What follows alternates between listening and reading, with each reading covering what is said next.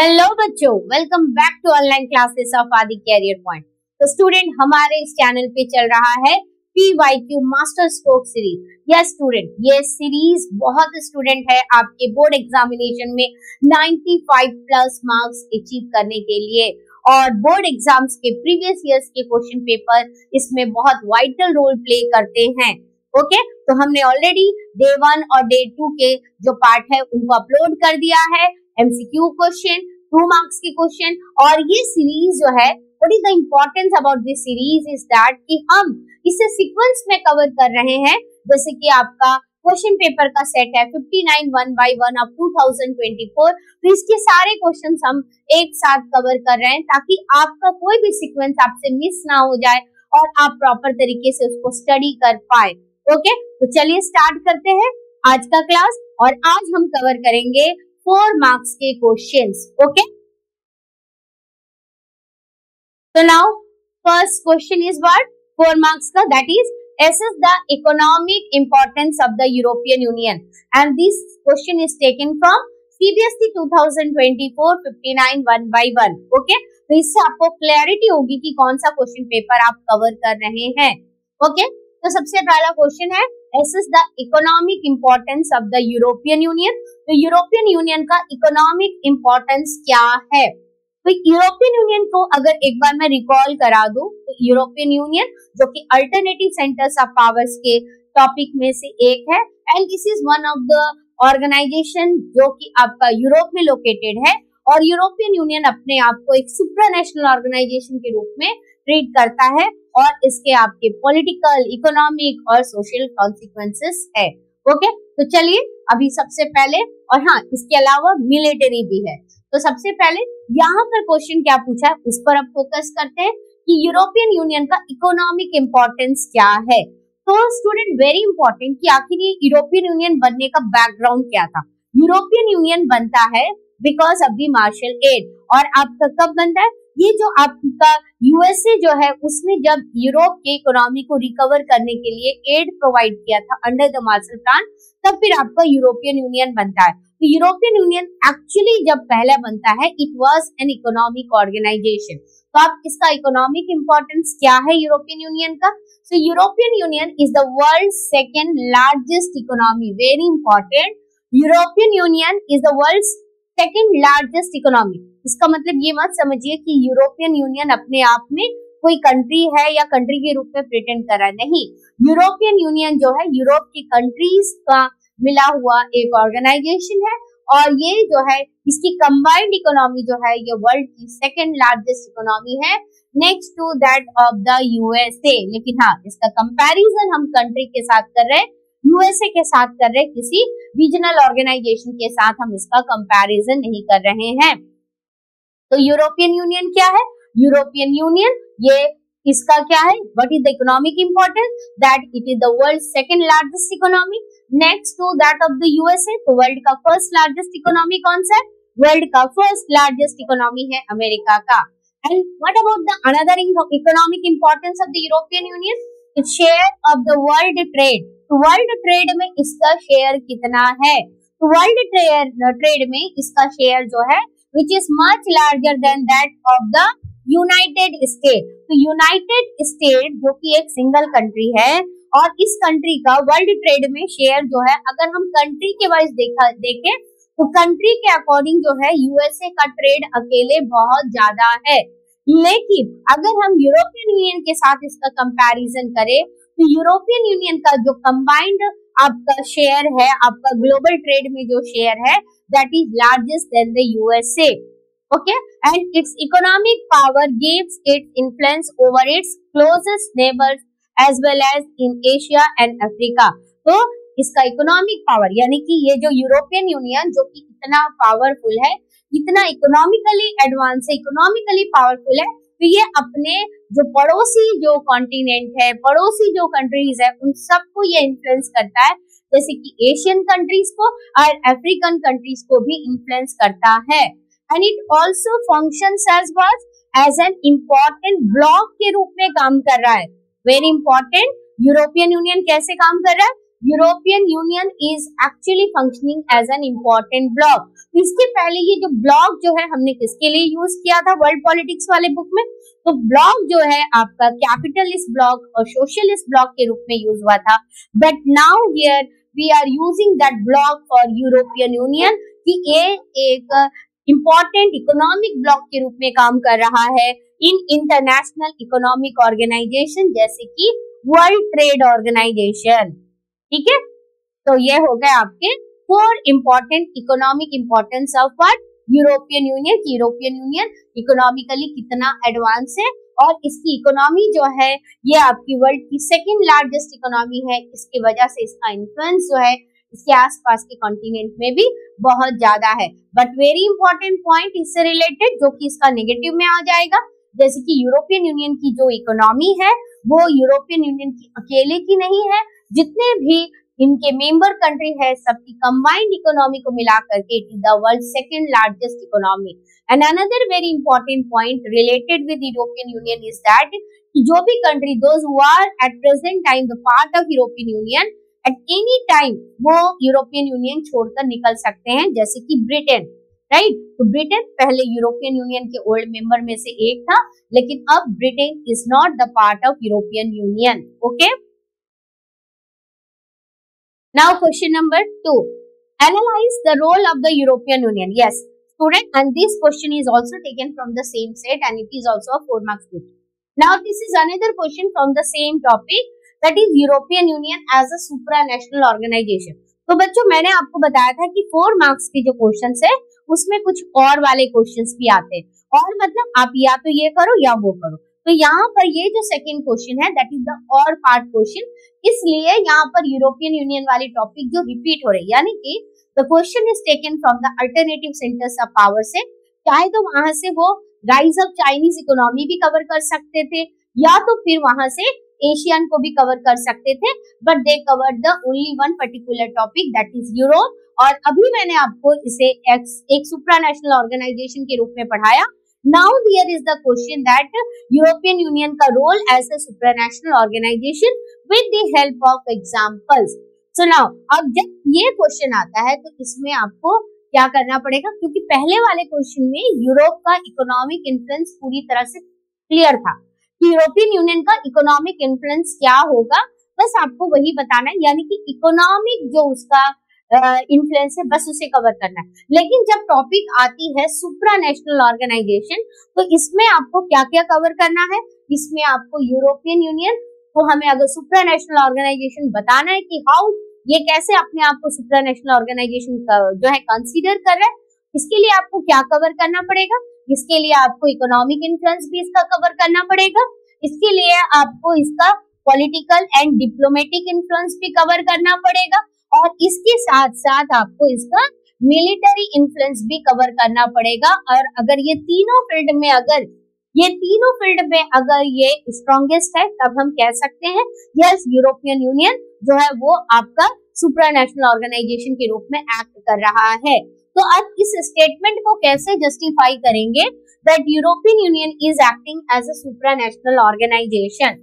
तो सबसे पहला पॉइंट क्या है, that the European Union is considered as a supranational organisation because it has what, कि एक सुप्रानेशनल ऑर्गेनाइजेशन के रूप में एक्ट कर रहा है। क्यों एक्ट कर रहा है, क्योंकि इसका अपना खुद का एक फ्लैग है, एंथम है, फाउंडिंग डेट है, और यूरोपियन यूनियन की अपनी खुद की करेंसी है। वेरी इंपॉर्टेंट, यूरोपियन यूनियन की अपनी खुद की एक करेंसी है जो कि एशियन की नहीं है, ओके, या फिर सार्क की अपनी कोई करेंसी नहीं है। लेकिन यूरोपियन यूनियन की जैसे किसी कंट्री का अपना करेंसी होता है, यूरोपियन यूनियन की भी अपनी करेंसी है।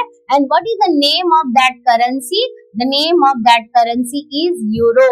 ठीक है, so what is the name of the currency of European union, the name of the currency of European Union is euro. Now it has also, तो हमने यहाँ पर क्या बताया, सुप्रानेशनल ऑर्गेनाइजेशन के रूप में एक्ट कर रहा है क्योंकि इसका अपना एक फ्लैग है, अपना एंथम है, अपना फाउंडिंग डेट है और अपनी खुद की करेंसी है जो इसे बाकी दूसरे ऑर्गेनाइजेशन से एकदम अलग करने का काम करता है। It also has some form of common forum, इनका अपना खुद का कॉमन फोरम है और इनकी अपनी खुद की एक सिक्योरिटी पॉलिसी है in its dealing with the other nation. तो जब भी यूरोपियन यूनियन के जो मेंबर कंट्रीज है, जब वो किसी दूसरे कंट्रीज के साथ डील करते हैं तो उनका अपना खुद का सिक्योरिटी पॉलिसी है, उनको वो फॉलो करते हैं कि उनको उस पर्टिकुलर कंट्री के साथ में किस तरह से बिहेव करना है, क्या रोल प्ले करना है, तो वो एज पर जो नॉर्म्स है यूरोपियन यूनियन के, उसके अकॉर्डिंग वो बिहेव करते हैं। And as a supranational organisation, European Union is able to intervene what economic, political and social areas as well. But in many areas, its members have their own foreign relations. Very important point कि इनका अपना जो European Union के तरफ से भी इनका forum है, इनकी सिक्योरिटी पॉलिसी है, इनकी करेंसी है, लेकिन इसके साथ साथ एक इम्पोर्टेंट पॉइंट ये है कि जितने भी कंट्रीज यूरोपियन यूनियन में है, उन सबकी अपनी इंडिविजुअल फॉरेन पॉलिसी भी है। ये जरूरी नहीं है कि जो यूरोपियन यूनियन में बोल दिया गया है, जो यूरोपियन यूनियन के चार्टर में लिख दिया गया, बस उसी को ये लोग फॉलो करेंगे, नहीं। जो भी कंट्रीज, जो those who become the part of the European union, ठीक है, वो सारी कंट्रीज अपना इंडिपेंडेंट फॉरेन पॉलिसी को भी फॉलो करते हैं, because they are the sovereign country. European Union अपने आप में कोई सोवरेन बॉडी नहीं है जो इन सारे कंट्रीज के डिसीजन वो ले लेंगे, जैसे कि यूएसएसआर जो था, राइट। तो ये डिफरेंसेस है यूएसएसआर और यूरोपियन यूनियन में, कि यूरोपियन यूनियन में जो भी कंट्री शामिल होती हैं, उनका अपना खुद का पॉलिटिकल सिस्टम है, उनका अपना खुद का मिलिट्री है, उनकी अपनी खुद की इकोनॉमिक पॉलिसीज भी है, और उनके अपने खुद के फॉरेन रिलेशंस कैसे होंगे और डिफेंस कैसा होगा, ये उनका खुद का मैटर है। ओके, तो ये हो गए आपके कुछ पॉइंट जो आपको ये बताता है व्हाई यूरोपियन यूनियन जो है as a supranational organization के रूप में एक्ट करता है। Now, another point related with this, that British Prime Minister, तो अभी मैंने क्या बताया कि यहाँ पर कि जितने भी कंट्रीज है उनकी अपनी खुद की फॉरेन पॉलिसीज है, वो किनके साथ क्या रिलेशन मेंटेन करेगी, कौन से कंट्रीज के साथ। मान लो कि फ्रांस और ब्रिटेन दोनों यूरोपियन यूनियन के मेंबर, मान लो मैंने कहा कि ठीक है, because at present time Britain is not the member of European Union. Okay, तो be aware about whatever I am saying कि ब्रिटेन अभी यूरोपियन यूनियन का मेंबर नहीं, लेकिन जिस समय था तो ब्रिटेन और फ्रांस, मान लो फ्रांस अमेरिका की किसी पर्टिकुलर पॉलिसी से खुश नहीं है, लेकिन ब्रिटेन उसके साथ में पार्टनरशिप करना चाहता है, तो ब्रिटेन कर सकता है। ये जरूरी नहीं है कि यूरोपियन यूनियन के मेंबर है, फ्रांस को ये चीज पसंद नहीं इसलिए ब्रिटेन वो काम नहीं करेगा, ठीक है। तो ये जो है यूरोपियन यूनियन के कुछ ऑड्स है। और बहुत इंपॉर्टेंट पॉइंट ये है स्टूडेंट, अगर आप इस टॉपिक को जब अगर आप कवर कर रहे हो तो आप इसमें प्रॉपरली इकोनॉमिक इन्फ्लुएंस पूरा अलग से कवर कीजिएगा। ये जितने भी आंसर मैं यहाँ पर कर रही हूँ, ये आपके सीबीएसई के आंसर की जो दिए हुए हैं उनके अकॉर्डिंग है। अगर आप उसको और स्ट्रॉन्ग बनाना चाहते हैं तो यूरोपियन यूनियन की जो इकोनॉमिक पॉलिसी उसको कवर कीजिएगा, political and diplomatic influence cover कीजिएगा, और उसका मिलिट्री कवर कीजिएगा, राइट। तो खैर अभी हम कुछ ऑड्स के बारे में देख रहे हैं कि what are the different odds associated with the European Union. यानी ये जो ऑड्स पढ़ रहे हैं इस पर भी 2 मार्क्स का क्वेश्चन बन सकता है, क्योंकि because it is a small topic. तो Britain prime minister Tony Blair was America's partners in the Iraq invasion. Similarly, many of the European Union's newer members have made up the US-led coalition of the willing, whereas Germany and France opposed the American policy. तो ये जो आपका Iraq इन्वेशन जो था, इस पर आपका ये टॉपिक एक्चुअली अभी आपका डिलीटेड है, लेकिन जब जब अमेरिका ने अटैक किया था इराक के ऊपर में, तब ब्रिटेन इसके सपोर्ट में था, अमेरिका के साथ में था, इसमें कोalition ऑफ द विलिंग। लेकिन 2 कंट्रीज ने इस पर्टिकुलर पॉइंट का विरोध किया था। किसने किया था? जर्मनी और फ्रांस ने किया था। तो जर्मनी और फ्रांस जो आज के टाइम पे किसके मेंबर है? यूरोपियन यूनियन के मेंबर है, but they oppose this particular policy. इसका मतलब ये है कि जो ऑड्स है उसके अकॉर्डिंग हम अपनी इंडिपेंडेंट पॉलिसीज भी रख सकते हैं। तो आप ये क्वेश्चन अपने कॉपी में जरूर से लिख करके रखिएगा, mention the odds associated with the European union. आप ये क्वेश्चन लिख के रखिएगा, mention the odds associated with what? Associated with the European union, associated with the European union. और ऑड्स जो एसोसिएटेड है उसका आंसर क्या होगा? This is the answer of the odds. But in many areas, यानी यहाँ से as a supranational organization, European Union is able to intervene in economic, political and social areas, but many areas में इसके members के खुद के foreign relations है, खुद के डिफेंस पॉलिसीज है, and that are at odds often at odds with each other. और इसमें एग्जांपल कौन सा आता है? जिसमें आपका एग्जांपल आता है कि ब्रिटेन के प्राइम मिनिस्टर टोनी ब्लेयर ने अमेरिका ने जब इराक पर इन्वेशन किया था तब उसका सपोर्ट किया था।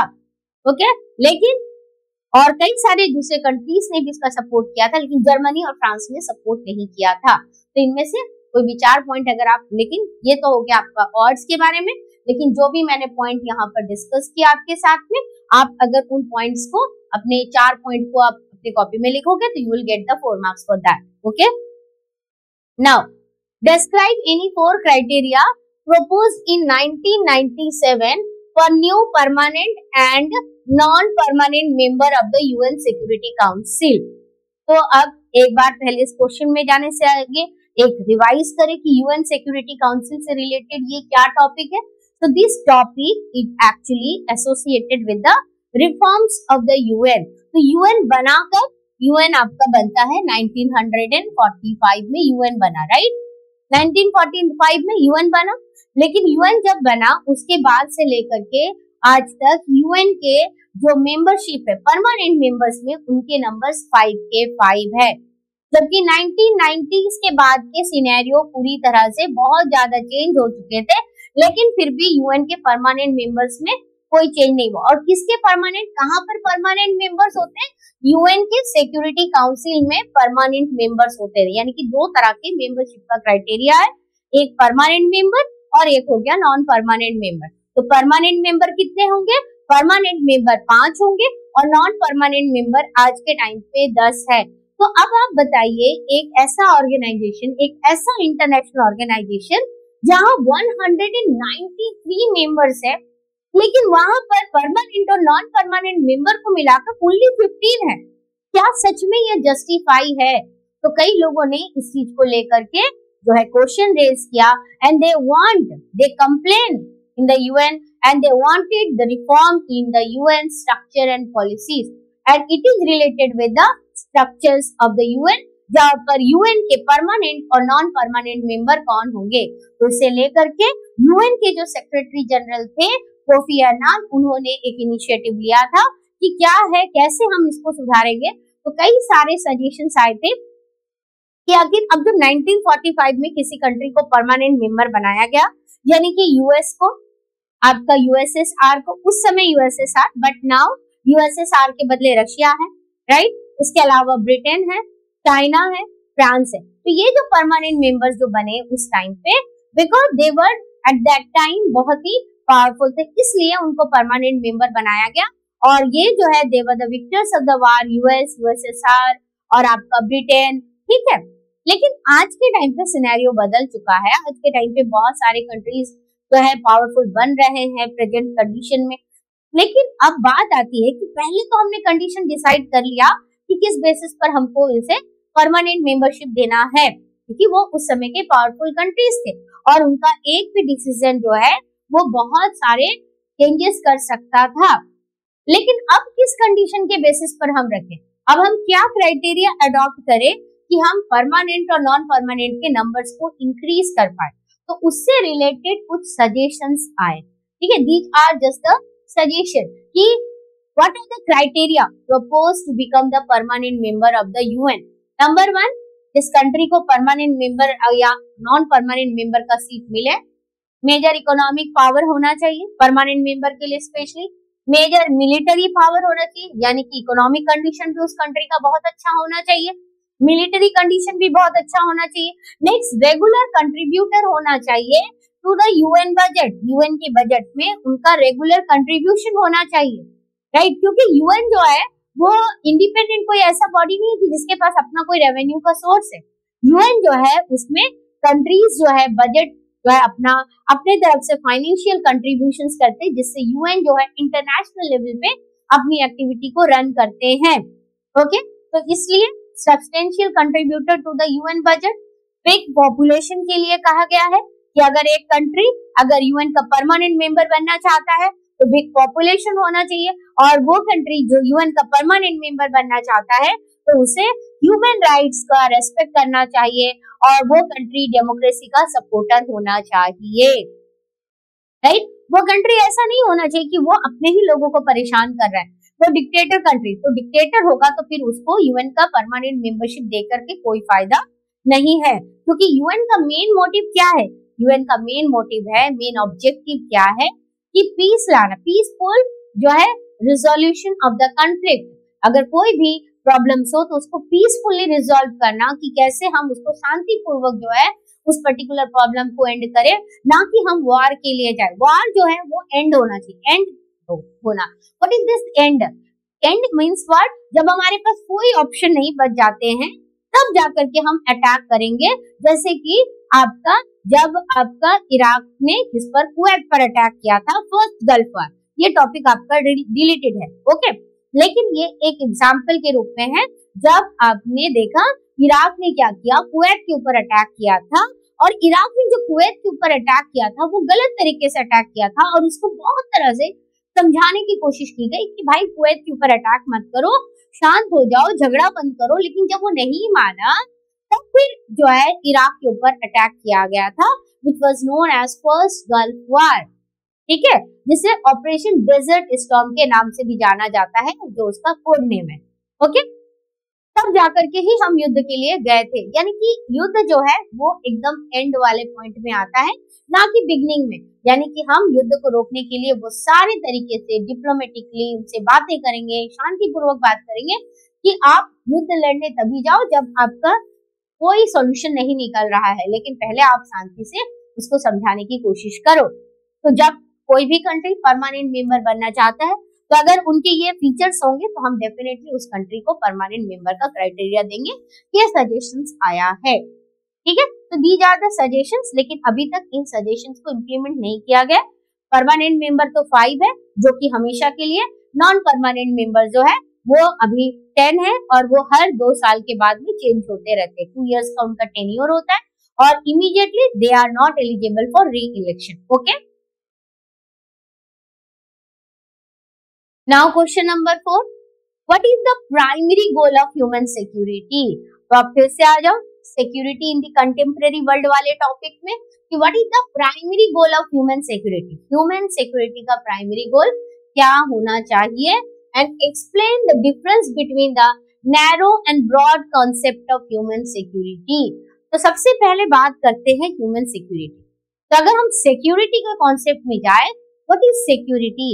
सिक्योरिटी का मतलब होता है, सिक्योरिटी तभी होता है when there is no threats of war. Actually ये मानना है, when there is no war then that is the security for the people. लेकिन क्या आपको भी यही लगता है कि युद्ध होने से ही लोगों को खतरा है और बिना युद्ध के लोगों को कोई खतरा नहीं है? तो चलिए अब आ जाते हैं इस टॉपिक पे कि ह्यूमन सिक्योरिटी का क्या मतलब है। जब हम इस टॉपिक को क्लियर करेंगे तब आपके कॉन्सेप्ट भी क्लियर हो जाएंगे। That what is the primary goal of human security? That primary goal of human security is what? Primary goal of human security is the protection of individuals. ये किसका protection करना है? हर एक इंडिविजुअल को बचाना है, हर नागरिक को बचाना है। ये नहीं कि कुछ लोगों को बचा लिया तो हो गया ह्यूमन सिक्योरिटी, नहीं। वर्ल्ड के हर व्यक्ति को जीने का अधिकार है, चाहे वो किसी रिमोट प्लेस में हो, चाहे क्यों ना वो न्यूयॉर्क में बैठा हो, किसी भी डेवलप कंट्री में बैठा हो, हर व्यक्ति को जीने का अधिकार है। और ह्यूमन सिक्योरिटी का मतलब यही है कि हम हर इंडिविजुअल को प्रोटेक्शन दे पाए। लेकिन अब बात आती है, हम हर ह्यूमन को तो इंडिविजुअल को प्रोटेक्शन देंगे, लेकिन but protection from what? Protection from what? यानी कि उनके लिए थ्रेट्स कहां से आते हैं? From where the threats are coming? तो नॉर्मली माइंड पे आएगा जब वॉर होता है। नॉर्मली जो हमारे माइंड पर आता है, जब वॉर होता है तभी ह्यूमन सिक्योरिटी खतरे में होती है। यानी अगर युद्ध नहीं है तो वहां लोग नहीं मरेंगे। लेकिन क्या सच में आपको ऐसा लगता है? और अगर ऐसा लगता है तो इसका मतलब ये है कि हम इंडिविजुअल के प्रोटेक्शन के बारे में बात जो कर रहे हैं, केवल वायलेंस से उसको बचाने के लिए बात कर रहे हैं, वार से या फिर किसी तरह के वायलेंट एक्टिविटी से हम इंडिविजुअल को बचाने के बारे में बात कर रहे हैं। तो when our concept is limited to this point only, that is called the narrow concept of human security. तो अब एक बार देखते हैं what is this narrow concept of human security. It focus on violent threat. तो violent threats कहां से आएगा? वायलेंट थ्रेट्स आपका स्पेशली आता है वार, और या तो फिर आपका इंटरनल अगर कम्युनिटीज के बीच में लड़ाई हो रही है, सिविल वार हो रहा है, तो आपके जो है इंडिविजुअल्स के लाइफ के ऊपर खतरा होता है, या फिर कोई दूसरा कंट्री आपके देश में अटैक कर रहा है तो लोगों को खतरा होता है। तो violent threat to the individuals, that is what, that is narrow concept, जो केवल वायलेंट थ्रेट्स को फोकस करता है, और the protection of the communities and individual from internal violence. ठीक है, तो this is the narrow concept, क्योंकि लोगों को लगता है केवल वायलेंस होने से लाइफ में खतरा है। लेकिन अब आप बताइए, मैं एक एग्जांपल दे रही हूँ, आफ्टर कोविड-19, तो बताइए लोग जो मरे कोविड-19 में, क्या वायलेंस से उतने लोग एक साथ मरते जितना कोविड-19 से मरे? तो आपका आंसर होगा नो मैम, क्योंकि कोविड-19 ने एक ऐसा जाल बिछाया जो पूरी दुनिया को चपेट में ले लिया। वार तो 2 कंट्री के बीच में होता है, चलो 2 कंट्री से ज्यादा अगर ले ले तो 4 कंट्री के बीच में वार हो गया, 5 कंट्री के बीच में वार हो गया, फिर भी वो लिमिटेड होता है। लेकिन कोविड-19 का इम्पैक्ट आपको क्या लगता है, that was a limited one? No. तो कोविड-19 लेकिन कोई वार तो नहीं था, कोविड-19 तो कोई वायलेंट थ्रेट तो नहीं था, लेकिन फिर भी इसने लोगों को खतरा, चोट पहुंचाया, लोगों की जानें गई, है ना, उनके प्रोटेक्शन खतरे पे आई। तो that is the broad concept student, कि ब्रॉड कॉन्सेप्ट में हम कहां पर पहुंचते हैं? ब्रॉड कॉन्सेप्ट यानी कि those who have believe in the broad concept of human security, उनका क्या आर्ग्यू है, that the threat agenda should include hunger, यानी कि लोग भूखमरी से मरते हैं, लोग डिजीज से मरते हैं, नेचुरल डिजास्टर से मरते हैं, और ये एक साथ कई लोगों की जान को लेकर के चले जाते हैं, because these kills far more people than the war. That encompasses economic security as well, और इससे लोगों की इकोनॉमिक सिक्योरिटी भी खतरे में पड़ती है, and threats to the human dignity, and this is the broad concept of what human security। तो human security में क्या देखा हमने इस पर्टिकुलर क्वेश्चन में? What is the primary goal of human security? The primary goal of human security is what? That is the protection of individual. And what is the narrow concept related with the human security? There are 2 different concepts related with the human security. Number 1 is narrow, another one is broad. What is narrow concept? Narrow concept focus only on violent threat, but broad concept focus on other than violent threat, right? That is what? Other than violent threat में आपके क्या क्या आएंगे? Hunger, disease, natural disasters, right? तो ये हो गए आपके ब्रॉड कॉन्सेप्ट की केवल युद्ध से नहीं, युद्ध तो लिमिटेड लोगों को मारता है, लेकिन अगर ये सारी चीजें बढ़ जाएं तो ज्यादा से ज्यादा संख्या में लोग मर जाएंगे, खत्म हो जाएंगे। Okay, so this is about what? This is about the primary goal of human security and the concept associated with what? The concept associated with human security. Okay, now question number 5, explain the security challenges faced by the newly independent countries of Asia and Africa। तो Asia and Africa की जो newly independent countries, और ये newly independent countries कौन से time में बच्चों? These newly independent countries during the time of 1940s, 50s, 60s के टाइम पे, जब एशिया और अफ्रीका के जो कंट्रीज इंडिपेंडेंस गेन कर रहे थे from the colonial powers, right? तो अब उन लोगों ने क्या क्या सिक्योरिटी चैलेंजेस फेस किया था?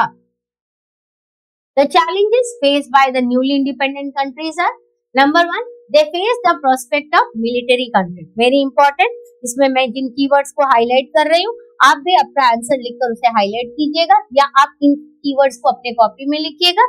पहला क्या था? Military conflict. जैसे कि आप जब हमारे क्लासेस को रेगुलर देख रहे हैं और आपने जो सिलेबस जिनका कंप्लीट हुआ, उनका दिमाग में होगा कि जैसे कि पाकिस्तान, जब इंडिया से पाकिस्तान अलग होकर के एक नया देश बना, तो पाकिस्तान में कुछ समय तक के लिए डेमोक्रेसी थी, उसके बाद वहां पर मिलिट्री रूल आ गया, राइट? वहां पर मिलिट्री रूल आ गया। और अगर आज के टाइम का एग्जांपल ले ले तो म्यांमार में अभी मिलिट्री रूल है, राइट? तो सबसे पहला प्रोस्पेक्ट ये था मिलिट्री कॉन्फ्लिक्ट, और ये मिलिट्री कॉन्फ्लिक्ट जो है military take over in their own country भी हो सकता है, और विद देयर नेबरिंग कंट्री, जैसे इंडिया और पाकिस्तान के बीच में कॉन्फ्लिक्ट। ओके, तो पहला प्रॉब्लम ये था कि ये जितने भी न्यूली इंडिपेंडेंट कंट्री है, they might face the prospect of military conflict with their neighbouring countries, right? Next क्या है? सेकंड पॉइंट क्या होगा इन न्यूली इंडिपेंडेंट कंट्रीज के लिए security challenges? that they had to worry about what? They had to worry about internal military conflict, जिसका example मैंने अभी बताया, जो कि पाकिस्तान में हुआ था और बांग्लादेश में, जहां पर न्यूली इंडिपेंडेंट कंट्रीज तो थे, लेकिन यहाँ पर डेमोक्रेसी केवल कुछ टाइम के लिए थी, बाद में मिलिट्री टेक ओवर हो जाता है. Okay, and many newly independent countries came to fear their neighbours, और कई सारे इंडिपेंडेंट कंट्रीज जो है वो अपने पड़ोसी देशों से उनको डर लग रहा था. And many newly independent countries came to fear their neighbours even more than they feared the US. माने वो यूएस से इतना नहीं डर रहे थे, सोवियत यूनियन से उतना नहीं डर रहे थे, जितना उनको क्या किससे डर था, जितना उनको अपने पड़ोसी देश के साथ युद्ध होने का खतरा था, या फिर पड़ोसी देश उनके ऊपर अटैक कर देंगे, इस चीज का खतरा उनके दिमाग में था. So these are the security challenges faced by whom? These are the security challenges faced by the newly independent countries. तो पहला पॉइंट क्या है? मिलिट्री कॉन्फ्लिक्ट है. दूसरा क्या है? इंटरनल मिलिट्री कॉन्फ्लिक्ट है, जो आपका किसका एग्जाम्पल है? पाकिस्तान और बांग्लादेश का. तीसरा आपका पॉइंट क्या है? कि मेनी न्यूली इंडिपेंडेंट कंट्रीज जो है came to fear their neighbors even more than they feared the US or the Soviet Union or the former colonial powers. Okay. Now there are some other challenges as well. So many of them quarrel over. तो आखिर इनको किस चीज के लिए डर था? क्योंकि इनमें से कई सारे जो है ये अपने बॉर्डर्स के लिए लड़ाई कर रहे थे. Many of them quarrel over what? Many of them quarrel over borders and what? Territories. कि कौन सी किसकी टेरिटरी होगी, कितना ज्यादा किसके पास चला जाएगा, कौन कितना ज्यादा टेरिटरी को कैप्चर कर ले, ये उन लोगों के बीच की लड़ाई हो रही थी. राइट. ओके. और control of people and population etcetera. And many of them are worried about threats from separatist movement. तो इसके अलावा नेक्स्ट पॉइंट क्या आएगा? दैट इज सेपरेटिस्ट मूवमेंट से भी उनको खतरा था. सेपरेटिस्ट मूवमेंट यानी कि वो मूवमेंट जिससे कंट्री को जो है कई सारे टुकड़ों में बांटने का खतरा होता है, यानी कि एक देश के अंदर सेसेशनिस्ट मूवमेंट जो ये डिमांड करता है कि हम इस कंट्री में नहीं रहेंगे, हमें अपना एक नया देश बनाना है. Okay. And next one, sometime the external and internal threats merge when a neighbour might instigate an internal separatist movement. ठीक है. और ये सारी थ्रेट्स जो है मर्ज कर जाती है तब जब आपके जो पड़ोसी देश है वो आपके देश के अंदर सेपरेटिस्ट मूवमेंट को एक मतलब रूप देने की कोशिश करता है, उनको सपोर्ट करता है. तो these were the new security challenges. अब बात आती है कि न्यूली इंडिपेंडेंट है, इतना मेहनत करके उन्होंने देश की आजादी प्राप्त की, लेकिन अब क्वेश्चन ये उठता है कि आखिर उनको इनसे डर तो नहीं होना चाहिए था.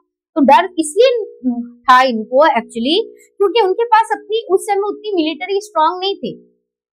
इन सारी न्यूली इंडिपेंडेंट कंट्री का अनदर मेजर प्रॉब्लम ये था कि ये सारी कंट्रीज जो है ना, they were the poor country, underdeveloped countries. इनके पास कोई एडवांस टेक्नोलॉजीज नहीं थी, इनके पास में अपना खुद का पावरफुल मिलिट्री भी नहीं था. तो ऐसी कंडीशन में इन देशों को तो डर तो लगा ही रहेगा. तो that's why these were the major security challenges. एक बार फिर से रिवाइज कीजिएगा. पहला क्या था? They face the prospect of military conflict. Second क्या था? They had to worry about internal military conflict. Next, many newly independent countries worried more to their neighbors. They were worried for their neighbors rather than fear with the US, USSR और या तो फिर उनके जो colonial powers है, formal colonial powers, उनसे उनको इतना डर नहीं लगा जितना अब उनको अपने पड़ोसी देशों से लग रहा है. अब बात आती है कि पड़ोसी देशों से लड़ाई क्यों हो रही है? तो ये इनका अपने नेबरिंग कंट्रीज के साथ लड़ाई हो रही है. क्वेरल ओवर बॉर्डर, ये बॉर्डर मेरा है, वो बॉर्डर तुम्हारा है, इतना हिस्सा मेरा है. तो जो पावरफुल कंट्री होगा वो उतना ज्यादा टेरिटरीज को कैप्चर कर लेगा, लोगों को कैप्चर कर, लोगों को अपने अंडर कंट्रोल में लेने के लिए, पॉपुलेशन को अपने अंडर कंट्रोल में लेने के लिए. और इसके अलावा कई सारे कंट्रीज ने आगे जाकर के सेपरेटिस्ट मूवमेंट फेस किया और कई बार एक्सटर्नल और इंटरनल थ्रेट दोनों ही मर्ज कर जाते, क्योंकि एक्सटर्नल जो दूसरा कंट्री है वो आपके देश पे क्या कर रहा है? साजिश कर रहा है. आपके देश में जो सेपरेटिस्ट ग्रुप है उनको वो भड़का रहा है, उनको वो सपोर्ट दे रहा है. तो इस तरह से एक्सटर्नल और इंटरनल थ्रेट्स एक दूसरे के साथ मर्ज कर जाते हैं. और इस तरह से अगर केवल एक ही जगह पर प्रॉब्लम है, केवल अपने कंट्री में प्रॉब्लम है, तो उसको रिजॉल्व करना आसान. लेकिन अगर वो दोनों प्रॉब्लम एक्सटर्नल और इंटरनल मर्ज कर जाते हैं तो ऐसे कंडीशन पे दोनों का आंसर करना एट ए टाइम, दोनों को रिजॉल्व करना एट ए टाइम बहुत डिफिकल्ट हो जाता है. Okay. Now question number 6, keeping in mind, now this is understanding based question है। इस तरह के अंडरस्टैंडिंग बेस्ड क्वेश्चन आएंगे जो आपका डायरेक्ट नहीं है। Keeping in mind the crucial role of politics in a democracy, तो अब keeping in mind what, the crucial role of politics in a democracy which route did our national leaders decide to take in the newly independent India, explain any 2 point. तो अब अपने mind पे role किसका, politics का role, एकदम ध्यान से सुनिएगा। इन अ डेमोक्रेसी, तो कौन सा रूट हमारे लीडर्स ने, नेशनल लीडर्स ने डिसाइड किया था to take a newly independent India, कि जब भारत आजाद होगा, when India will gain the independence, तो हम कौन सा रास्ता अडॉप्ट करेंगे, किस तरह का फॉरेन पॉलिसी हम लेकर चलेंगे, किस तरह की हम इकोनॉमिक पॉलिसी लेकर के चलेंगे, हम सोशल और इकोनॉमिक अपलिफ्टमेंट के लिए, लोगों का के वेलबींग के लिए हमें कौन सी पॉलिसीज को अडॉप्ट करना है, किस तरह का हमारा पॉलिटिकल सिस्टम होगा, क्या ये प्रेसिडेंशियल होगा या पार्लियामेंट्री होगा, क्या ये आपका डिक्टेटर वाला होगा, वन पार्टी रूल होगा कि मल्टी पार्टी रूल होगा, कैसे हम अपने डाइवर्सिटी को अकोमोडेट करेंगे, कैसे हम यूनिटी को कंटिन्यू करेंगे, कैसे इस भारत को हम टूटने से बचाएंगे, क्या हम करेंगे। तो ये था आपका keeping in mind the crucial role in politics in a democracy, which route did our national leaders decide to take in the newly independent India, explain any 2 point. So very important, our leaders were very conscious, right?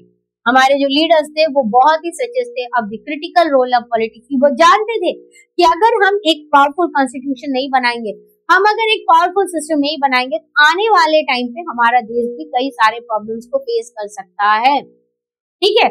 और इसलिए उन्होंने politics को जो है आपका एक critics के रूप में ना लेकर के, प्रॉब्लम के रूप में ना लेकर के, उसे प्रॉब्लम के सॉल्यूशन के रूप में लिया।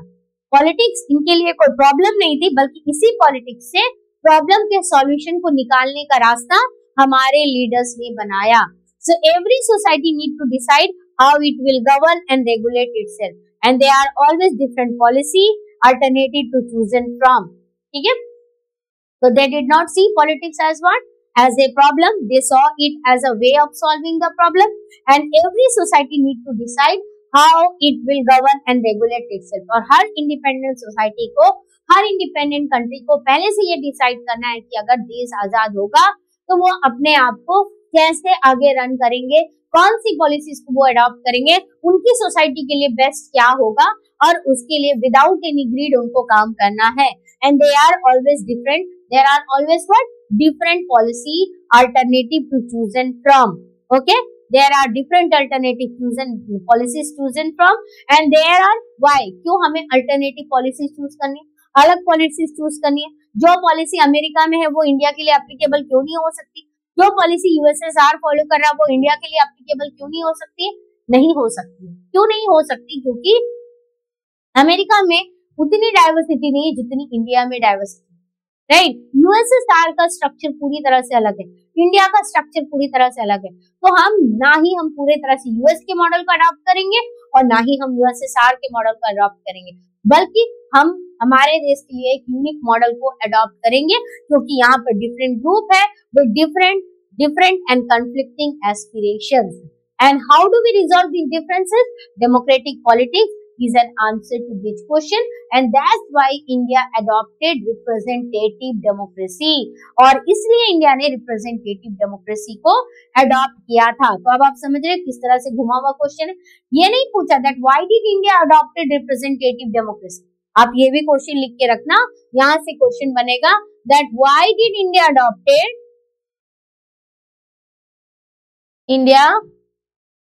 adopt the democratic system,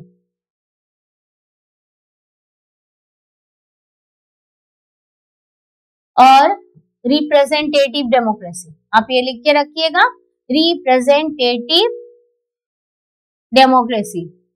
India ने रिप्रेजेंटेटिव डेमोक्रेसी को क्यों अडॉप्ट किया था? इसलिए क्योंकि हमारे यहाँ पर जो डिफरेंसेस है, हमारे यहाँ पर जो प्रॉब्लम्स है, उन प्रॉब्लम का सोल्यूशन जो है कहाँ से आएगा? डेमोक्रेसी से आएगा। इसीलिए हमारे लीडर्स ने पॉलिटिक्स को क्रिटिसाइज नहीं किया, ये नहीं बोला कि पॉलिटिक्स की वजह से ऐसा बुरा होगा वैसा बुरा होगा, बल्कि पॉलिटिक्स को ही फॉलो करके पॉलिटिकल पॉइंट इन्होंने निकाला। And why competition and power are the two most visible things about politics. The purpose of political activity is and should be what? Deciding and pursuing public interest. Very important. And this is the route our leaders decided to take. Clear हुआ? एक बार फिर से इसको मैं revise कराऊं क्योंकि ये आपका डायरेक्ट नहीं, पूरा का पूरा इनडायरेक्ट क्वेश्चन है और इसको आपको समझकर आंसर करना है. अगर आप इस क्वेश्चन को नहीं समझेंगे, आप इसको आंसर नहीं कर पाए because there is no direct answer to this question. सीधा पूछा है keeping in mind the crucial role of politics, की रोल जो है पॉलिटिक्स का हमेशा क्रूशियल होता है in a democracy. Which route did our national leaders decide to take in the newly independent India? Explain any 2 points that our leaders were very conscious of the critical role of politics and they did not see politics as what they did not see politics as a problem, बल्कि उन्होंने क्या देखा? Politics को लिया है as a solution के रूप में. उन्होंने पॉलिटिक्स को एक सॉल्यूशन के रूप में लिया है. एंड एवरी सोसाइटी, जितनी भी सोसाइटी है, they have to decide how it will govern and regulate itself. And India also decided itself that how it will govern and regulate itself. इसलिए इंडिया ने जो है पहले ही कई सारे चैलेंजेस को डिसाइड कर लिया था कि आजादी के बाद इंडिया का सबसे मेजर चैलेंज होगा maintain the unity of the nation. Next था कि किस तरह से हम यहाँ पर डेमोक्रेसी को स्टैब्लिश करेंगे. डेमोक्रेसी केवल लिख देने से तो कॉन्स्टिट्यूशन में ही नहीं होगा, उसको स्टैब्लिश करना पड़ेगा. और किस तरह की democracy India is going to adopt? India is going to adopt the representative democracy. तो हम इस रिप्रेजेंटेटिव डेमोक्रेसी को एक न्यूली इंडिपेंडेंट कंट्री पे, एक ऐसी कंट्री जहां पर सबसे ज्यादा इलिटरेसी है, एक ऐसी कंट्री जो बहुत ज्यादा बैकवर्ड है, वहां इसे इंस्टॉल कैसे करेंगे? Through the process of universal adult franchise, है ना, और इलेक्शन करके. तो इलेक्शन करने का किस तरह के प्रॉब्लम्स है, इन सब से हमारे जो लीडर्स ने उन्होंने डील किया. इसके अलावा ये भी देखा कि कैसे हम टेरिटरीज को जो है यहाँ पर इंडिया के जो स्टेट, इंडिया के जो रीजन, प्रोविंसेस की टेरिटरी को कैसे डिजाइन करेंगे, क्या अभी करना है या नहीं करना और क्यों करना है, इन सबको लेकर के काम किया. क्योंकि हर सोसाइटी को खुद डिसाइड करना पड़ता है कि कैसे गवर्न करेंगे, कैसे खुद को रेगुलेट करेंगे, क्योंकि there are always different policy alternative to chosen from and every country having one. Every country having, there are different groups with different and conflicting aspirations. So how do we resolve these differences? Democratic politics is an answer to this question. So while competition and power are the two most visible things about politics, the purpose of political activity is and should be क्या होना चाहिए? Deciding and pursuing public interest. कि हमें main काम, भले हम कितना critics करें, भले हम कितनी लड़ाई करें, भले हम एक भी कॉन्फ्लिक्टिंग एजेंडा बनाए, लेकिन एम होना चाहिए कि ये पब्लिक इंटरेस्ट में होना चाहिए. And this is the route our leader decided to take. आप जो भी करो, लेकिन सबका अल्टीमेट एम, मेन ऑब्जेक्टिव जो होगा, प्राइमरी गोल होगा, वो देश के नागरिकों के बेनिफिट के लिए होगा. ओके, अब चलते हैं आज के लास्ट क्वेश्चन में. That highlight the role of Jawaharlal Nehru in the foreign policy of India.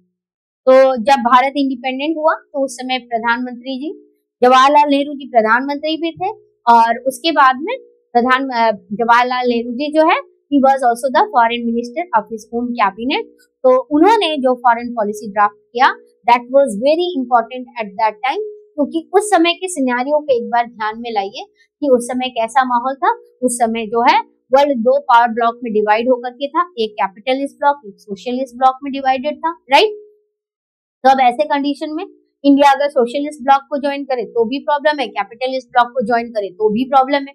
क्योंकि अगर किसी भी ब्लॉक को ज्वाइन करेंगे तो हम फिर से एक तरह से डायरेक्टली नहीं लेकिन इनडायरेक्टली उनके गुलाम हो जाएंगे, उनके अकॉर्डिंग ही काम करना पड़ेगा. अगर हम यूएस के ब्लॉक को यानी कि कैपिटलिस्ट ब्लॉक को ज्वाइन करेंगे तो हम सोवियत ब्लॉक वाले कंट्रीज के साथ में कोई हेल्प नहीं ले सकते हैं. और अगर हम सोवियत ब्लॉक को ज्वाइन करें तो फिर हमें ब्रिटेन और फ्रांस से कोई हेल्प नहीं मिलेगा because they were the part of the capitalist block, right. तो अब ऐसी कंडीशन में जवाहरलाल नेहरू ने भारत के लिए जो फॉरेन पॉलिसी बनाई वो फॉरेन पॉलिसी कैसी थी और किस लिए उन्होंने वैसा फॉरेन पॉलिसी बनाया. तो role of Jawaharlal Nehru in the foreign policy of India. Jawaharlal Nehru played a very important role, very important, these are the introductory line. कि जवाहरलाल नेहरू ने क्या रोल प्ले किया? Very important role in making the foreign policy of India and all his efforts were aimed at. उन्होंने जो भी कोशिश की वो क्यों की, उसका एम क्या था? नंबर 1, प्रोटेक्टिंग टेरिटोरियल इंटीग्रिटी, तो हमारी जो टेरिटरी की जो इंटीग्रिटी है उसको प्रोटेक्ट करना, यानी कि भारत की यूनिटी को प्रोटेक्ट करना। हम कोई ऐसा पॉलिसी ना अडॉप्ट कर ले जिससे इंडिया डिवाइडेड हो जाए। हमको इंडिया को यूनाइटेड रखना है, क्योंकि ये यूनिटी ही इंडिया की ताकत है। अगर इंडिया यूनाइटेड के बदले डिवाइडेड हो जाएगा तो भविष्य में जो इंडिया हम बनाना चाहते थे, जिसके लिए इतनी लड़ाई की, वो इंडिया बनाना मुश्किल था। नेक्स्ट क्या है, उस समय इंडिया क्या था, इंडिया जो है वहां पर पॉवर्टी बहुत ज्यादा थी, गरीबी बहुत ज्यादा थी, तो इसलिए हमें रैपिड इकोनॉमिक डेवलपमेंट करना है ताकि लोगों को, हम लोग को किससे निकाल पाए, अनएम्प्लॉयमेंट से निकाल पाए, लोगों के लिए एम्प्लॉयमेंट जनरेट कर पाए, नेशनल इनकम को बढ़ा पाए, ठीक है, और इंडिया को एक स्ट्रॉन्ग इकोनॉमिक फाउंडेशन देना। इसके अलावा preserving the hard earned sovereignty. What is the meaning of hard earned sovereignty?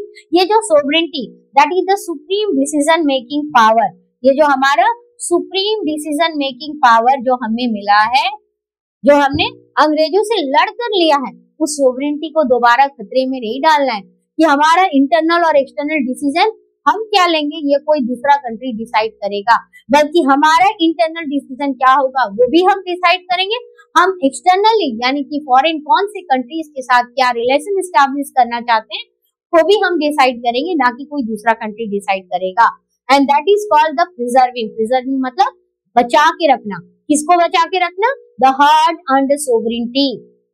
And the fourth is what? Achieving objectives. So these are the three objectives, these are the three aims, right? और इन objectives को हम कैसे achieve करेंगे?